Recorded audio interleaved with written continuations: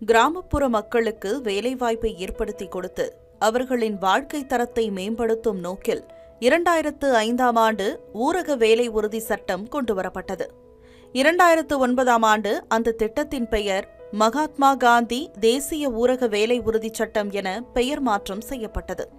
100 நாள் வேலை திட்டம் என இது அழைக்கப்பட்டாலும் அண்மை காலமாக பணியாளர்களுக்கு 100 நாட்கள் வேலை வழங்கப்படவில்லை என புள்ளி விவரங்கள் தெரிவிக்கின்றன.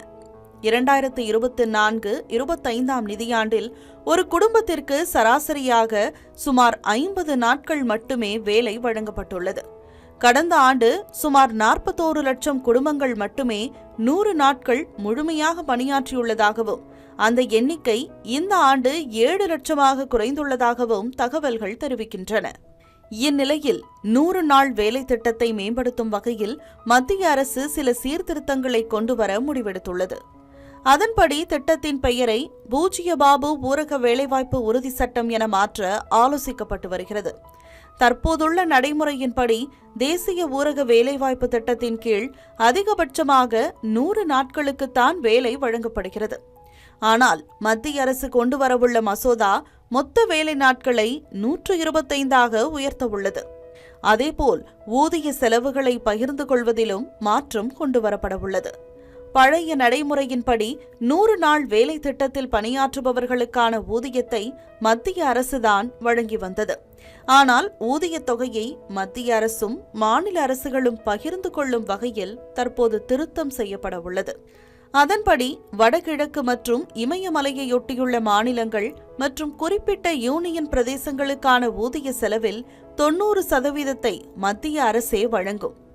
எஞ்சிய 10% தொகையை மட்டும் அந்தந்த மாநிலங்கள் வழங்கினால் போதும் என கூறப்படுகிறது.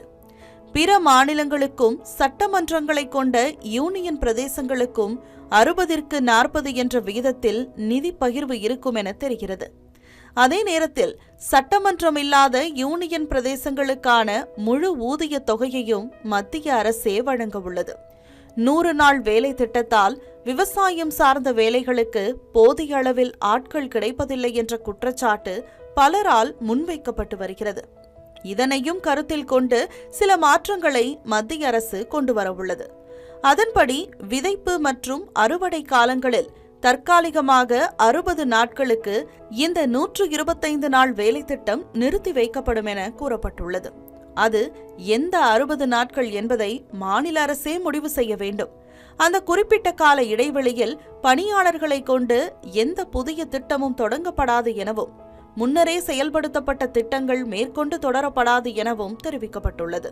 தற்போதுள்ள 100 நாள் வேலை திட்டத்தின்படி 15 நாட்களுக்குள் பணியாளர்களுக்கு ஊதியம் வழங்க வேண்டும் என்ற நடைமுறை உள்ளது. அதனையும் மாற்றி வார அடிப்படையில் ஊதியம் வழங்க புதிய மசோதா வழிவகை செய்கிறது. பணியாளர்களின் நலனை கருத்தில் கொண்டு அவர்களுக்கு சாதகமாகவே இந்த அனைத்து மாற்றங்களும் செய்யப்பட்டுள்ளதாக மத்திய அரசு விளக்கமளித்துள்ளது. இதன் மூலம் 100 நாள் வேலை திட்டத்தில் உள்ள சிக்கல்கள் களையப்படும் என அதிகாரிகள் நம்பிக்கை தெரிவித்துள்ளனர். 13 years of trust, a revolution of gratitude, 100% assured appreciation. With gratitude, G-Square oda 13th year anniversary offer plot villa apartment எது புக் பண்ணாலும் 25 வருஷத்துக்கு பவர் இருக்கும். ஆனா EB bill இருக்காது. Up to 5 kilowatt solar panels with no additional cost ஓட கிடைக்கும். Zero EB revolution. To book, call 8939710009.